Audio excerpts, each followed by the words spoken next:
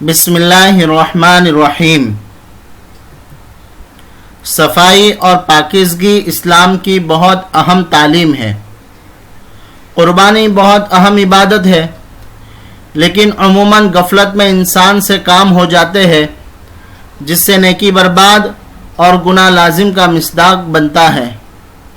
جیسے قربانی کے جانور کا خون، ہڈیاں، اوجری اور چربی وغیرہ اور دوسری بدبودار چیزیں راستوں، بلڈنگوں اور محلوں پر ڈال دیا جاتا ہے، جو بڑی بے ادبی کی بات ہے، ایک مسلمان کی شان کے خلاف ہے۔ ایسے برے کاموں اور اسی طرح اپنے گھروں سے کچرا، گندگیاں، تکلیف دہ چیزیں جیسے بلیڈ، پانی، کیلے کے چھلکے اور نامناسب چیزیں ڈالنا اور بلڈنگ کی لیفوں اور دیواروں پر پچکاری مارنا، یہ شیطانی کام ہے، نہ کہ اسلامی۔ اس میں کئی نقصانات ہیں۔ نمبر 1، اس سے تعفن اور بدبو پیدا ہوتی ہے، جس سے ہمیں اور گزرنے والوں کو سخت تکلیف ہوتی ہے، جو بہت ہی بڑا گناہ ہے۔ احادیث میں کسی کو تکلیف دینے والے کے متعلق سخت وعید آئی ہے۔ کامل مسلمان وہ ہے جس کی زبان اور ہاتھ سے لوگ محفوظ رہیں۔ آپ صلی اللہ علیہ وسلم منبر پر چڑھے اور بلند آواز سے فرمایا، اے لوگوں جو اپنی زبان سے تو اسلام لائے ہو، لیکن ایمان ان کے دلوں میں نہیں اترا ہے، تم لوگ مسلمانوں کو تکلیف مت پہنچاؤ۔ اگر ہم ایسی چیزیں ڈال کر لوگوں کو تکلیف دے رہے ہیں تو پھر ہمیں اپنے ایمان اور اسلام کے بارے میں فکر مند ہونا چاہیے۔ آپ صلی اللہ علیہ وسلم نے فرمایا، ایمان والوں کو تکلیف پہنچانا اللہ تعالیٰ کو ناپسند ہے۔ کسی مسلمان کے لیے جائز نہیں کہ وہ اپنے مسلمان بھائی کی طرف تکلیف پہنچانے والی آنکھوں سے دیکھے۔ حضرت مجاہد رحمۃ اللہ علیہ فرماتے ہیں کہ دوزخیوں کو خارش میں مبتلا کر دیا جائے گا۔ بعض بدقسمت دوزخی اتنا کھجلائے گے کہ ان کے جسم کا گوشت الگ ہو جائے گا اور ہڈی نظر آنے لگے گی، تو ان سے پوچھا جائے گا، کیا تم اس سے کچھ تکلیف محسوس کر رہے ہو؟ وہ کہیں گے، یقیناً ہم بڑی تکلیف اور سخت عذاب میں ہیں۔ تو ان کو کہا جائے گا کہ یہ عذاب دراصل اس جرم کی سزا ہے کہ تم دنیا میں ایمان والوں کو تکلیف پہنچایا کرتے تھے۔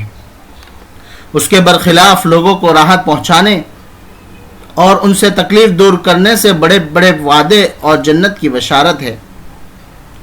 آپ صلی اللہ علیہ وسلم نے فرمایا، میں نے جنت میں ایک شخص کو اس لیے مزہ اڑاتے ہوئے دیکھا کہ اس نے راستے سے ایک ایسا درخت کاٹ دیا تھا جو مسلمانوں کو تکلیف دیتا تھا۔ جو شخص مسلمانوں کے راستے سے تکلیف دہ چیز ہٹائے گا، اللہ تعالیٰ اس کے لیے ایک نیکی لکھے گے، اور جس کے لیے اللہ تعالیٰ نیکی لکھے گے تو اس نیکی کی وجہ سے جنت واجب ہو جائے گی۔ دوسری بات، صفائی و پاکیزگی دین و ایمان کا حصہ ہے۔ لوگ اس سے غافل ہیں، حالانکہ آپ صلی اللہ علیہ وسلم نے مختلف انداز سے اس کی فضیلت کو واضح کیا ہے۔ آپ صلی اللہ علیہ وسلم نے فرمایا، پاک صاف رہنا آدھا ایمان ہے۔ اللہ تعالیٰ پاکیزہ ہے، طیب ہے، اور پاکیزہ اور طیب چیز کو پسند کرتے ہیں۔ اللہ تعالیٰ جمیل ہے اور جمال کو پسند کرتے ہیں۔ نظافت اور صفائی ایمان کی طرف لے جاتی ہے، پاکی اور صفائی جنت کی طرف لے جاتی ہے۔ نمبر 2، عموماً جہاں گندگیاں ہوتی ہے وہاں بیماری کی وبا پھیلتی ہے، جس میں ہم خود اور ہمارے گھر والے مبتلا ہوگے، اور یہ اپنے آپ کو ہلاکت میں ڈالنے کے مترادف ہے، جو وَلَا تُلْقُوا بِأَيْدِيكُمْ إِلَى التَّهْلُكَةِ کی وجہ سے حرام ہے۔ نمبر 3، اس میں نعمت کی بھی ناقدری ہوگی جو ناجائز ہے، ایسی جگہ ڈالے جس سے کسی کو تکلیف نہ ہو یا دفن کر دے۔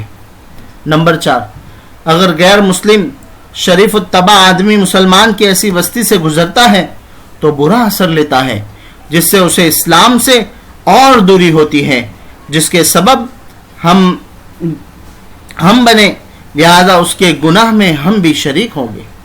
عزیزو، حضرت عائشہ کے فرمان کہ دین اسلام پاکیزہ ہے، اس کی تعلیم بھی پاکیزہ ہے، کو سامنے رکھتے ہوئے خصوصاً بقرعید میں اور عموماً روزانہ کوڑا قربانی کی نہ استعمال ہونے والی چیزوں اور گندگی وغیرہ اپنے محلے اور بلڈنگ و کالونی میں نہ ڈال کر اس کو پاکیزہ و صاف ستھرا باغ بنا کر اللہ اور اس کے رسول کی پسندیدہ چیز کو اپنا پیشوا بنا کر پوری دنیا کے لیے عملی نمونہ بنتے ہوئے خدا اور اس کے رسول کے محبوب بن کر اجر عظیم اور جنت کے مستحق بننے کی کوشش کریں گے.